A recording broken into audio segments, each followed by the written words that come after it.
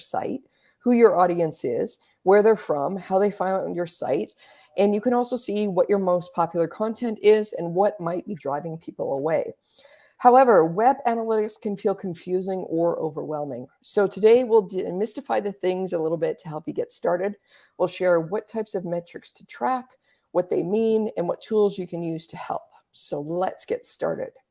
With that, Ian, I'm going to start with you. First question, what is web analytics and what kind of information can web analytics tools help you track? Sure. Let's demystify it. I'm gonna I'm gonna ask a question, or I'm gonna answer the question by first asking a question of our audience. I think you alluded to this, Jen, but as a business who's invested in building a great website, how can I know if my website is working? Right? Is my website actually attracting people? If my website is doing anything? Without analytics, you can't. Like, you're just guessing. Yes, you might get some phone calls. You can ask people, hey, were you on my website? Of course, but there's data-driven capabilities that you're missing out on, and really you're just blindly guessing for the most part. So data analytics or web analytics can help you determine how your website is performing. And it can answer specific questions that you have, like how many people are coming to my website? Where do those people live? Where are they coming from geographically? What are the most popular pages? What blog content are they digesting?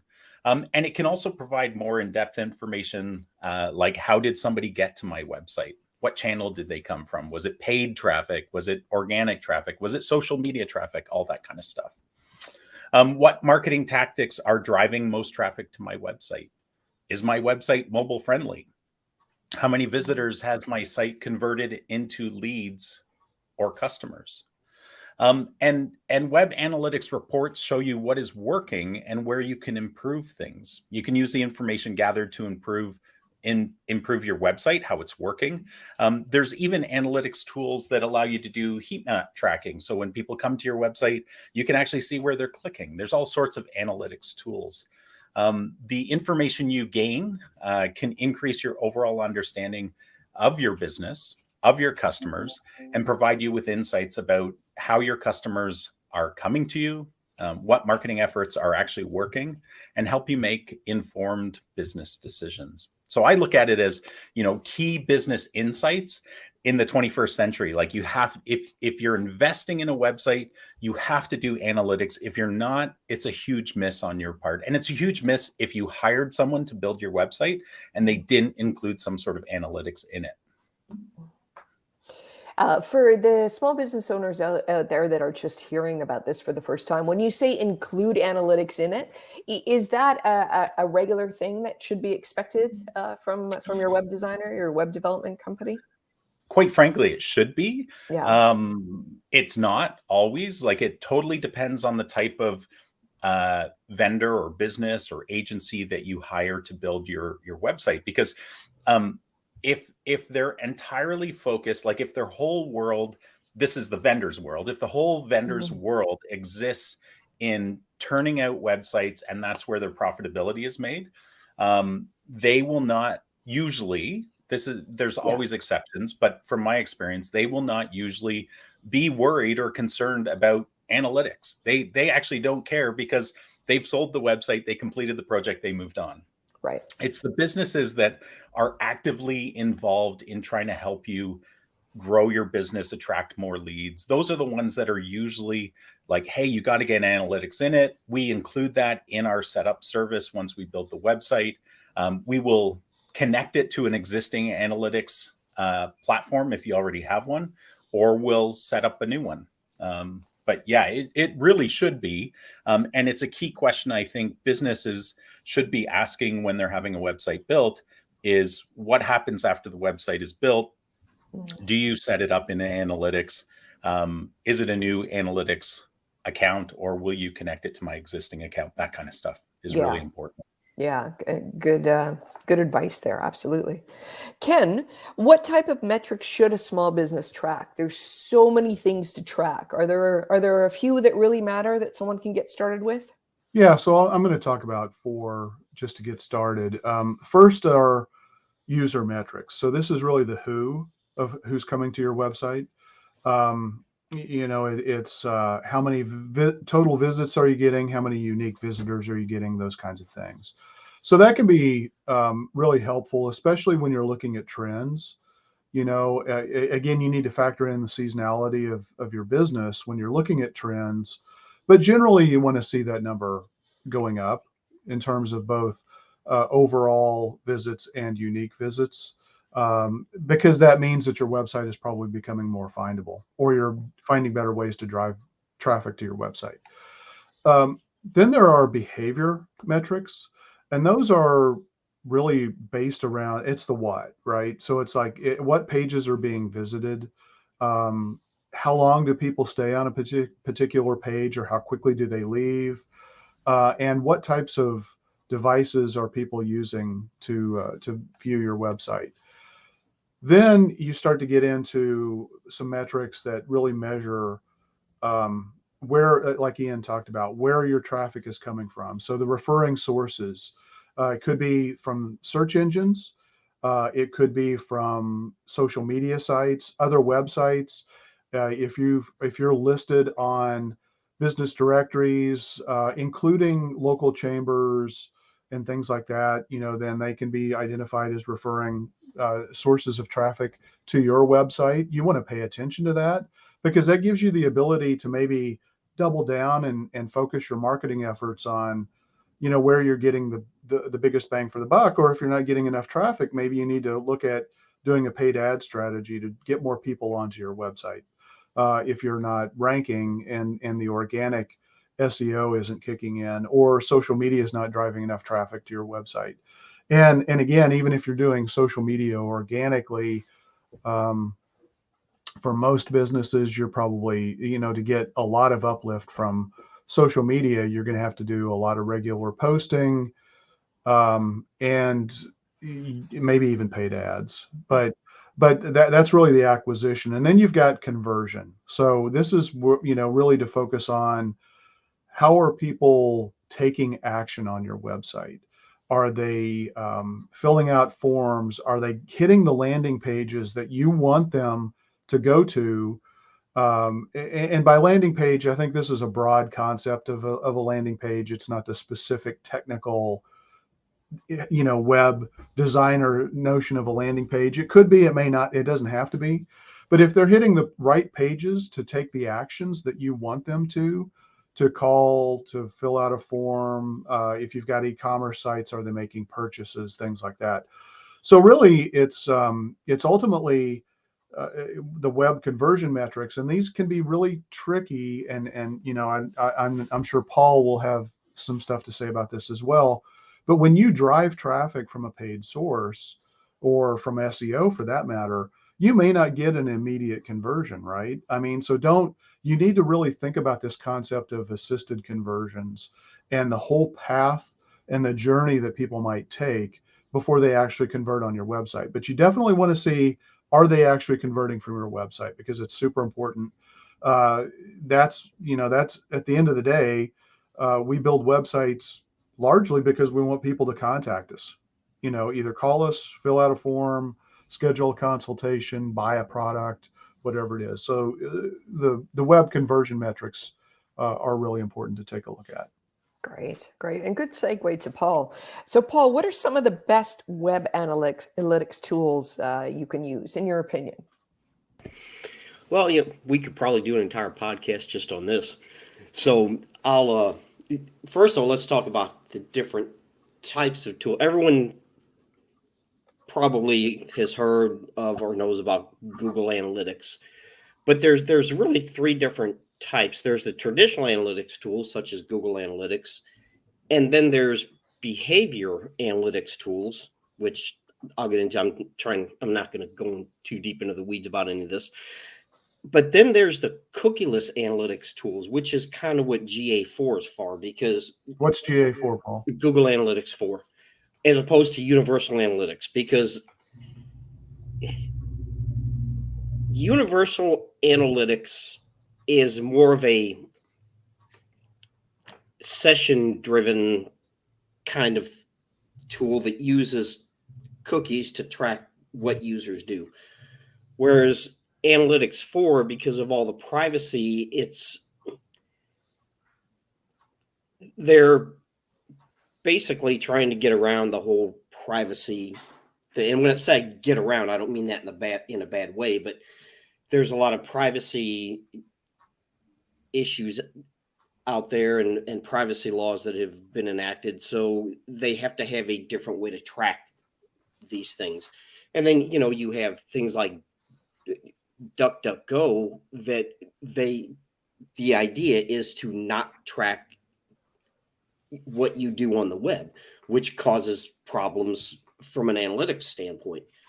So the traditional analytics tools, I guess, would be Google Analytics, and you have Adobe Analytics, Mixpanel, Matomo, StatCounter, Yandex, which is the Russian search engine and the Russian version of Google Analytics, and Baidu Analytics, which is the Chinese version. And HubSpot has their own analytics tool. Most of these are paid versions, and they're really for larger companies, enterprise level, or, at the very least, the larger side of the medium-sized businesses. So for most small businesses, Google Analytics is what you're going to use. And it analyzes website traffic, bounce rate, traffic sources, things like that. And so like Mixpanel, for instance, it's free for up to 1,000 monthly users. So if you have more than 1,000 users on your website per month, you're gonna have to pay for it. But one thing it does track, or makes easier to track, is KPIs across websites and mobile apps. You don't have to separate them out.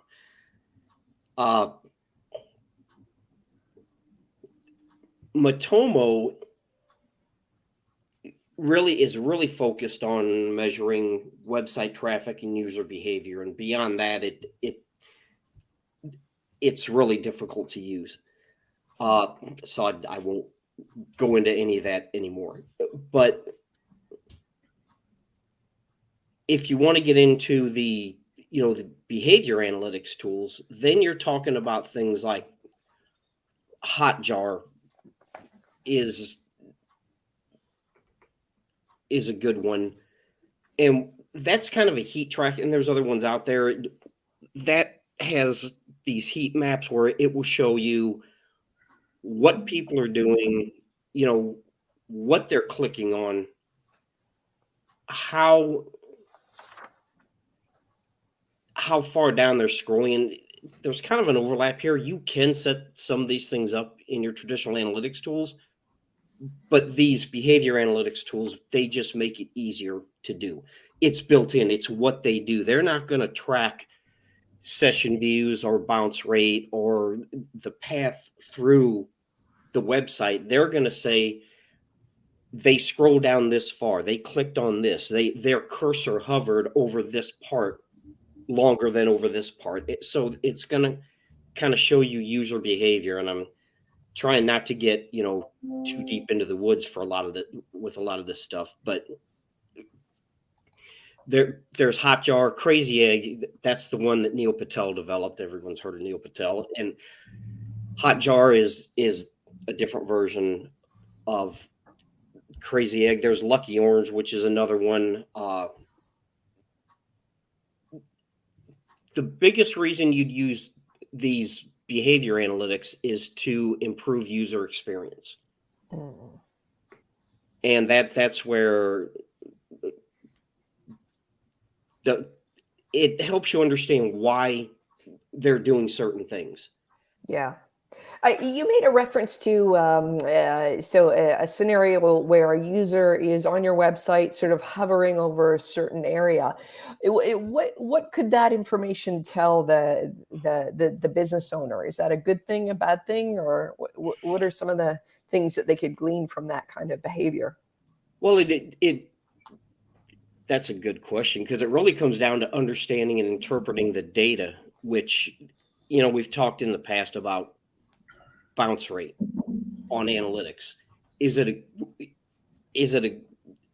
a valid metric? Well, it depends. In context, it's a valid metric, because if someone goes to your website because they want your phone number and then they call you, well, and then they leave, well, okay, but it served its purpose. Google Analytics is going to call that a bounce, but it served its purpose. So there's always flaws in the data. If someone goes to your website and they have their cursor over a certain area, and then the baby starts crying and they walk away, okay, that doesn't tell you much. But if they're on a certain area of a page, let's say they're on a blog post and they're hovering over a certain area and they're scrolling up and down, that can kind of tell you that they're reading or rereading that certain part of the blog post. So it really comes down to knowing how to understand and interpret the data. It kind of goes back, Ian was talking about the different data sets, and should analytics be included? And yes, it should, but my opinion is when you have to be very careful, because if you give your clients analytics reports and they don't understand that or know how to interpret it, you're going to get a lot of questions. We've had clients in the past that we've rebuilt websites for them, and their websites were just horrible and they were getting no traffic. And we rebuilt their website, and then they'll call us and say, we're getting all these irrelevant calls and form fills that we never got before. It's like, well, that's because no one could find you before. So, yes, you're getting these irritating, irrelevant calls, but the upside of that is you're actually ranking now, which you were not ranking before.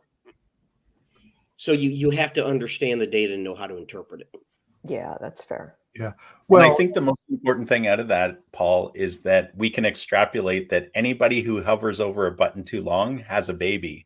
And that's a whole world of insights. Or a puppy that's pissing on the carpet.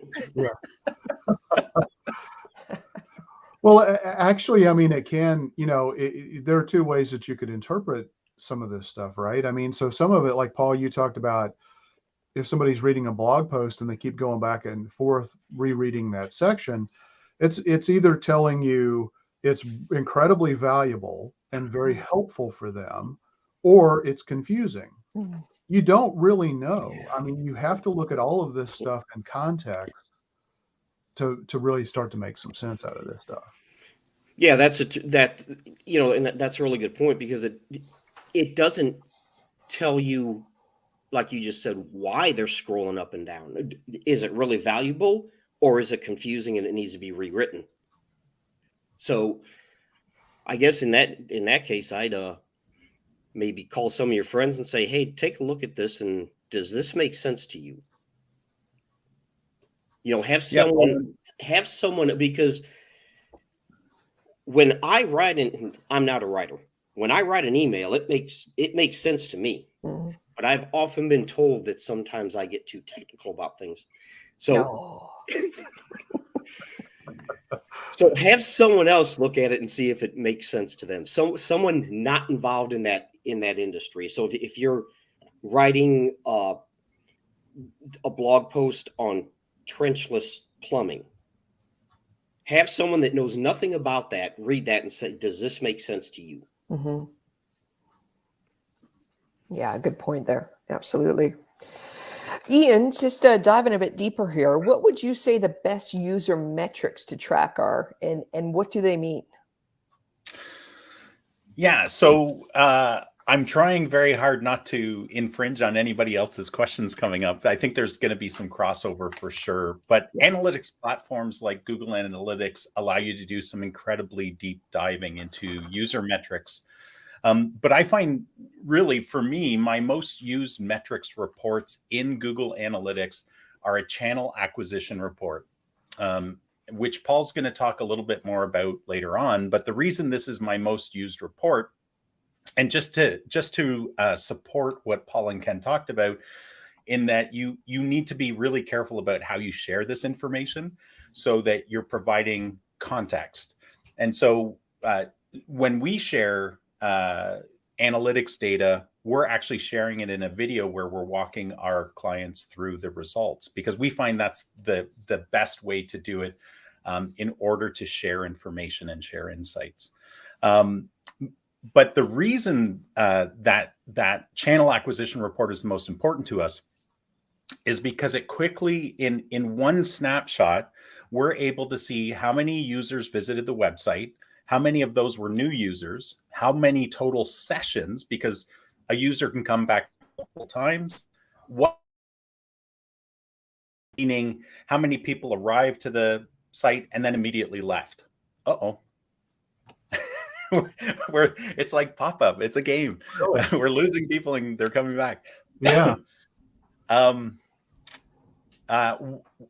The average pages per session, how many pages visitors are looking at, the average session duration, how long they're staying on the website. And most importantly, Ken covered this a little bit, but how many people took some sort of conversion action, the most important actions on the website, to both myself as the marketer and to the client. And those are usually phone calls and form fills, right? And or maybe like a demo setup. And the really cool thing is it will show me the breakdown of all of those metrics and where the people came from, which channel they came from, like Ken was talking about, the organic, the paid, the direct, the social. But I think if I were to say what makes those really, really powerful reports is that you can compare data. So it allows you to run a comparison, because here, just to give you some insight, so when you first open up Google Analytics, usually the standard dashboard is it's showing you the last 7 days. Now, if you're an e-commerce site, man, you got to keep your finger on the pulse of 7 days of what's happening on our website. Is it going up? Is it going down? Holy crap, we got to do something crazy to get traffic up or something. But for most businesses, you want to look at a broader term. So in other words, like, I determine what the time frame is that's most important to the client. What slice of data will help us understand what's happening?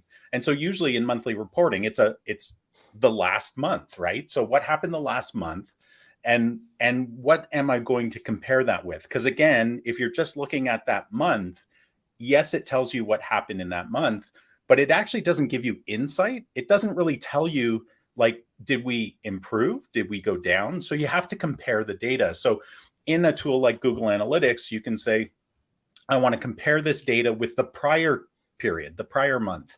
And that's helpful. It gives you some more insights. But where I get really excited with clients, especially when we're working with them year over year over year, is to show year over year reports. Because when you compare September of this year versus September of last year, and maybe even when the year you first started working with them, you can show the dynamic change that you've created and that they've experienced in all of those metrics. And to me, that's the most powerful thing, because as Ken said, that takes away the seasonality. Mm-hmm. Not every business has seasonality, but there's very few that don't experience some sort of seasonality. So, with a dentist, September is often a tough month because all the kids are going back to school. Families are totally focused on, just getting the kids to school and making sure lunches are made. They're not really focused on getting kids to the dentist and doing hygiene checkups and that kind of stuff. And so you see this seasonal drop. And of course, December for most businesses, you lose half the month oftentimes. Sure. Right? So when you do year over year reporting, it really takes away the seasonality. It shows you the amazing results, positive or negative. Yeah. And that helps you really understand what's happening. What would you say if a business is just getting started, how long should they be comparing before they start to say, oh, is this a trend or not? Is it going to be a quarter? Do they have to really wait a year until they see what the trend is? So yes, truthfully, you have to wait a year to see seasonal trending, right? But when you do your month over month report, you will definitely see, oh, this month is worse than last month. But it really causes you to ask questions in a vacuum because you don't always know what's impacting those numbers, right? Is it seasonality, or is there something else in play here that could be a technical issue, could be economic, whatever. So yes, so the way I look at it, Jen, is I always do the month over month reporting because you can gain some insight there. You zoom out to the quarter, you zoom out to the year, and then if you want to zoom out further, you can look at annual trending and stuff like that. It gives you all different types of insights at those different levels. Good. And so just to go back to, if they're just starting, just, don't get too excited about a blip up or a blip down in the first couple of months. Just take it as data. And, well, I would say blip up, celebrate it, right? Because usually, if a company hasn't been investing in their website, in SEO, and now they're tracking it, and you can see some positive momentum, get excited about it, but don't be crushed if the next month you see some drops and stuff, because especially if it's a new presence, if it's new on, Google's recently indexed it, there can be all sorts of fluctuations. And of course, when Google creates an algorithmic change, there's fluctuations that happen across the marketplace that can affect you. But yeah, I always like to celebrate the small wins when you can, but yeah, temper it with, this is our first or second or third month, and let's keep the pedal to the metal and see what we can produce. Yeah, good. But the key thing is you've got to look at these things in context, because if you have that blip up, it could be because you're getting a lot of visitors from foreign countries that may not have the best of intent, who decided to hit your website a lot that month. So just because you see a spike up in, website visits doesn't necessarily mean it's a good thing. I mean, you have to look at and this is where analytics, I think, is very powerful, but it's also very dangerous for people, because it gives you a lot of false metrics. It gives you a lot of things that you think you should be excited about when really maybe they're warning signs that you have something that you need to be taking action for. And it's, everything's got to be looked at in context. Yeah, that's we didn't really talk about when Paul was going through the tools, and it's probably because they're not technically an analytics tool, but even the analytics you can get from, if you're doing Google ads or Facebook ads, like they have their own analytics built in there. And usually you marry those or mesh those with your Google Analytics to get a better picture. But even Google Search Console gives you a different perspective on how the Google search engine is viewing your website from an analytics perspective, because and even there, some of the metrics are a little confusing because they measure things slightly differently on the two tools, even though they're both Google. But as an agency, as someone helping businesses get more traffic, more conversions, I think all of us, we use those tools to understand, first of all, is Google, have they crawled our website? How does Google see the health of the website? Are there things that we can improve? And so I think that's where it intermeshes with the whole analytics discussion that can help you a lot. Well, and Ian, that's a good point. Between analytics and Google Ads use different attribution models. So try explaining that to a client. They're never going to mesh. They're just not, because you can get it close, but they use different attribution models. So what's attribution, Paul? Explain that. It's how they attribute an action or an event. So by default, and Google has changes now. They use data-driven attribution, but generally by default, AdWords would use the last click attribution model, whereas analytics, and going back to Universal Analytics, would use the first click attribution model. And you can change those, but even the last click attribution model in Google Analytics is different than the last click attribution model in Google Ads. So there's always going to be some disconnect between those data points, between those two tools. Ken, talk to us about behavior metrics. What are some of the ideal ones to track, and what can they tell you? And if I could you explain them at the 101 level? Because I really want to make sure that the small business owners leave this podcast understanding some of the main things about analytics, and just feel confident enough to get tracking on these things. Sure. Yeah. So I think the first thing to look at in terms of behavior metrics is the most visited pages on your website. Most of the time, not always, but most of the time, it's going to be your homepage. Frequently, you might see the about page for certain businesses show up pretty prominently. But really, you want to take a look at like that second level, the next 3 to 4 pages that are showing up as the most visited. That can give you some really great insights. Are they the landing pages where you have your calls to action? Because ultimately what you should be doing when you design a website is everything should be driving people to some kind of a funnel to take some kind of action. So as an example, if, and this is really common, blog posts frequently show up as the most visited pages on a website. And it can be stunning. I mean, sometimes you can get a ridiculous amount of traffic to a blog post page that you wrote that just is staggering. And it's so much more than anything else. I mean, it just, these weird anomalies happen sometimes.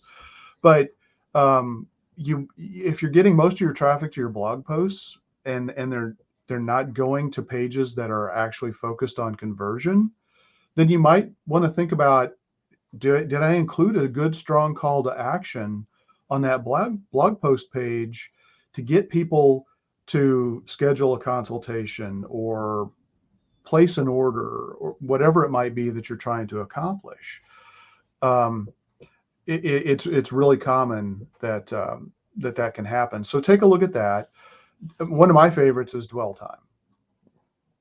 Dwell time is kind of it's the average session duration. It's how long somebody hits your website and stays on your website. It can be really powerful. It helps you to really determine, is there value and usefulness that you're providing through your website? Are people going, spending time on your site? If they're doing that, that is a huge, massive signal to the search engines that people are finding your website is valuable, and that because they're finding it worth spending time on. We have sort of attention spans, and it's really easy for us to click off to another website, and that's a thing that you need to pay attention to as well. If you have links to external websites that aren't opening up in new windows, and you're taking people off your site, you may actually be harming yourself quite a bit. So you want to be paying attention to that. Paul talked about bounce rates. Bounce rates are really tricky, and they absolutely have to be looked at in context. If you're a water restoration company and somebody hits your landing page and they immediately leave, that's not necessarily a bad thing, because they may have literally just been going to that web page to look for your phone number because they have an emergency. They need to place that call and they're done. But in general, bounce rates, you want to take a look at those, because if all you're getting are quick bounce rates and you're not getting any good dwell time, when you look at those two things in context, then there's probably something going on with your website. Again, you have to kind of factor this across the nature of your business. Again, if you're a restaurant, where people are hungry, they're looking for a menu or they're looking for a phone number, and your menu is hosted by a third-party platform and you take them off site, you may expect to see high bounce times. So you have to look at all this stuff in context. I just can't stress that enough. And the thing that drives me nuts is that I think a lot of people, they get locked in and they're like, oh my God, look at this. And they just like Facebook likes, that is the most bogus stat on the planet. And there are the equivalent of Google Analytics, kinds of metrics that you're going to see, like, oh, look at all these users I got. Okay, well, half of them are coming from people who will never do business with you because they're not located within 5,000 miles of where you are, or even 500 miles. Right. Yeah, and it's not a virtual service you offer. Exactly. Right? Exactly. So take a look at bounce time and or bounce rate and dwell time together, because that's going to help you maybe identify whether or not your website is confusing or not, potentially. And then the last thing that I would say in terms of behavior is device type. It's going to be really helpful for you to understand who are your ideal clients and what types of devices are they using to access your website. Whether it's desktop, mobile, or tablet, they're all three going to be categorized. For many businesses, mobile is going to be the largest set of users, but not every business that's going to pertain to. But you definitely want to take a look at that and pay attention to that, because, and especially now that Google has moved toward mobile first indexing, you can't ignore mobile, whether your clients are not using mobile to get to your website or not. You just can't ignore it, because it's so important from an SEO perspective. But yeah, take a look at that. It gives you good understanding to see how how people, what devices they're actually using to get to your site. Mm-hmm. Yeah, great point. Great point. Second to last question today, I have it for Paul. What about acquisition and conversion metrics? Can you explain that and talk to us a little bit about those? Well, acquisition, let's call that traffic sources for the sake of discussion. It's Or are channels. what's that? Or channels. Yeah, channels. It's where they're coming from, and are they finding you organically, as in from a search engine? Are they typing something into a search engine and then going to your website, or are they know who you are and they're going directly to your website, like yourdomain.com? Is it are they going to your Facebook page and then going to your website? Are they on a different website that has a link back to your website and they're clicking on that? That's, those are referral sources. So and that can tell you a lot.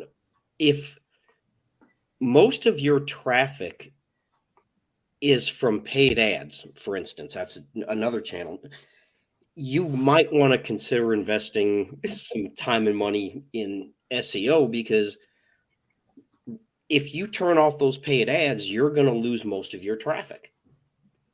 And so I'm not saying paid ads are a bad thing. I'm saying that if 80% of your traffic is coming from paid ads, you might want to consider doing something, because, like I said, if you turn those paid ads off, you're going to lose 80% of your traffic. And that also means that you're probably not ranking well or organically. So, and conversion metrics, that comes down, it's, first of all, what's a conversion?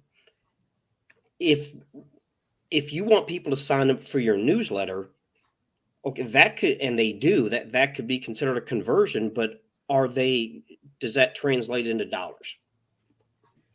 Just because they sign up for your newsletter doesn't mean they're ever going to buy anything from you. So first of all, you have to define what is a conversion, and then how are you going to track that? If it's a form fill, did you set that up as an event in analytics, or are you tracking that through whatever platform you're using? Let's say you're using a particular form plugin on WordPress. Yeah. And you didn't set that up as an event or action in analytics. So the only way you know that is when someone actually submits a form.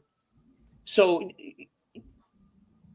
that's not necessarily a bad thing. You can still track it. Just know that that's not going to show up in analytics. Yeah. Yeah. And the other issue is tracking a button click on a form submission as opposed to sending them to a thank you page. I prefer to send them to a thank you page and track that, because let's say if you have required fields on a form and you're tracking the submit button click in analytics, if they don't fill out one of those required fields and they click the submit button in analytics, that's going to show up as an action or as an event, how you have it set up. So then they get an error on the form saying, well, you didn't fill out this required field. So then they go back and they fill it out and they click submit again. That's going to be tracked as 2 events in analytics. But it's really only one conversion. Wow.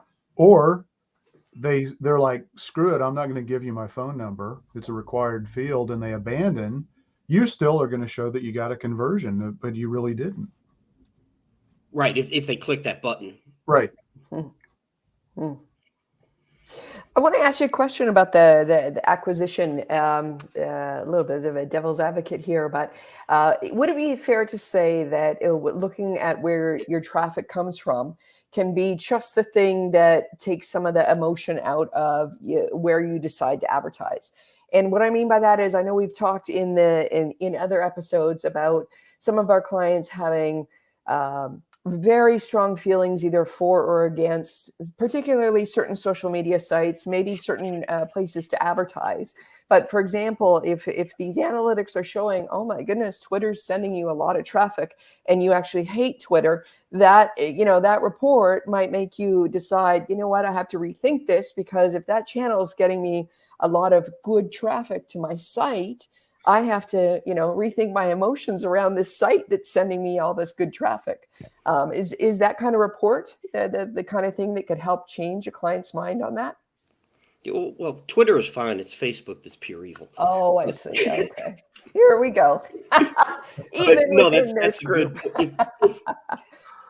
If you're a lifestyle type business, okay, and we've talked about this in the past, Facebook can be a great place. And yeah, that's a good point. If you don't if you have a personal issue with any social media platform, but for whatever reason that's sending you a lot of traffic, then yeah, you might want to advertise there. I mean, if you don't like Facebook, but for whatever reason you're getting a lot of traffic from Facebook, yeah, you might want to consider advertising there. Yeah, absolutely.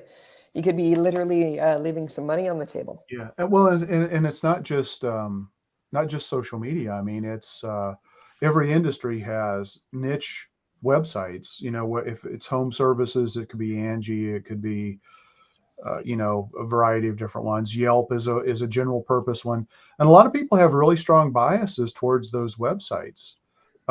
You should look at your analytics, because if you are getting quality traffic from those sources, then even if you're not paying for advertising, on certain platforms, you have that opportunity. Or again, talking about if you're a member of a chamber and the chamber website is sending you several referrals to your website, then they may tell you maybe it's worth doubling down and making a bigger investment with with that particular channel. Yeah. Yelp is another one that people have a love-hate relationship with.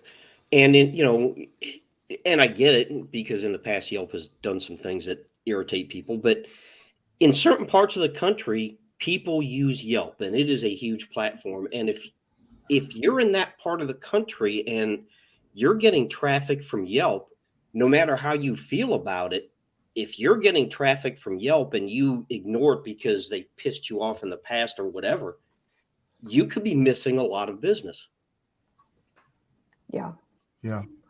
LinkedIn, Facebook. I mean, you name it, you can go down the list. People have their biases, and I mean, unless there's some ethical reason why you don't believe that you should be on a particular platform, you should try to take the personal feelings out of it and look at the data. Yeah, fair enough. I think this has been a great episode today, but I wanted to throw it out there. If there's any last thoughts or any last tips or topics that you guys want to make sure you get your 2 cents in. Look at data in context and don't get hung up on one particular metric, I guess is what I'd say. Very good. Very good. Yeah, go ahead, Ken. Well, I was just going to say, I think looking at trends is much more important than looking at individual pieces of data that you might see displayed. So I love what Ian talked about, month on month or year on year comparisons. Yeah. But just look, I mean, in general, don't fall for the shiny object, because a lot of the things that are going to show up in analytics reports, when you look at them, could look really great, but they're shiny objects. They're distractions. They're not telling you the whole real story. So. Yeah, and I had 2 kind of final thoughts, and this first one dovetails really well with what Ken was just talking about. We don't always look at it as an analytics tool, but for me and my clients, this is probably the gold standard intermeshing analytics tools, and that's call tracking and form tracking. We use a tool called CallRail. There's other ones out there. But the reason this is so valuable, Paul talked about attribution, being able to attribute an action to a channel, to efforts that you're doing. And there's nothing better that I've found than call tracking and form tracking, where it's able to say this actual form, this actual phone call came from this actual source, and they used these keywords, right? And then the sales team qualified this as a real lead. So that to me is the gold standard. It connects pretty much all the dots kind of at a higher level of reporting. And I think that's super important. That's a great point, Ian. And because, at the end of the day, I think that's really the most critical thing that any business owner is making an investment in marketing is, are they getting calls or form submissions or purchases off their website from the efforts that they're making? And all of this other stuff can be a large rabbit hole that you could dig yourself in deep very quickly. And so that's a great high level summary, and probably the most important thing to look at. Yeah, the call tracking, that's a good point, Ian, because we didn't really talk about that, because having different call tracking numbers for, because take Google Ads, for instance, you can put a call extension in there. I'm not going to get into that, but having a landing page with a call tracking number for Google Ads, because a lot of times you'll see people, they'll set up Google Ads and they'll just send them to the website, or they'll send them to a particular page on the website, but the phone number is the same across the website. So you don't know that they came there, that call came from Google Ads. Whereas if you have a dedicated landing page with a dedicated call tracking number, that, or you can be relatively certain, there's always flaws, but you can be relatively certain that call came from Google Ads. Because a lot of times what people don't realize, the call extension, Google only tracks that unless you're importing your call tracking. Google only tracks that call if they actually click on that number from Google Ads. If they click on your ad and go to your website and call that phone number, that doesn't show up in Google Ads as a call. That's going to be your call tracking software. That's where that's going to be recorded, and that's why you have to have these separate call tracking numbers. Same thing with form fills. That's a really good point that you made. It's kind of like layers of a pyramid, right? Where you're getting more and more precise information. Yeah. The last tip I thought came to mind, and it's almost or more of a cautionary tale for business owners, that you should be the at least an administrator of your Google Analytics account. I've seen companies where we've won their business, we rebuild their website, we get into their try to get into their analytics, and a staff member 5 years ago or an agency 5 years ago never gave them access to it. Or they just gave And them view access. yeah, well, and a recent client that we took on, they the agency had analytics built in. They had never invited the client to it. This was now years ago that they dismissed that agency. And if your account is stagnant for a certain period, Google just wipes it. So there was no historical data whatsoever. So anybody who, when we were talking about year over year, analytics and stuff like that, you lose all of that historical data and you're not able to benchmark. So it's a very simple thing, but whether it's you setting it up, whether it's an agency setting it up on your behalf, make sure, even several people in your business should become administrators on it. Just, so that you never lose access. Great. Good tips, guys. I think this is a good place to wrap up. So thank you for joining us today. Please like and share our podcast. Please subscribe to it and help us get the word out. Tell a fellow business owner about this show.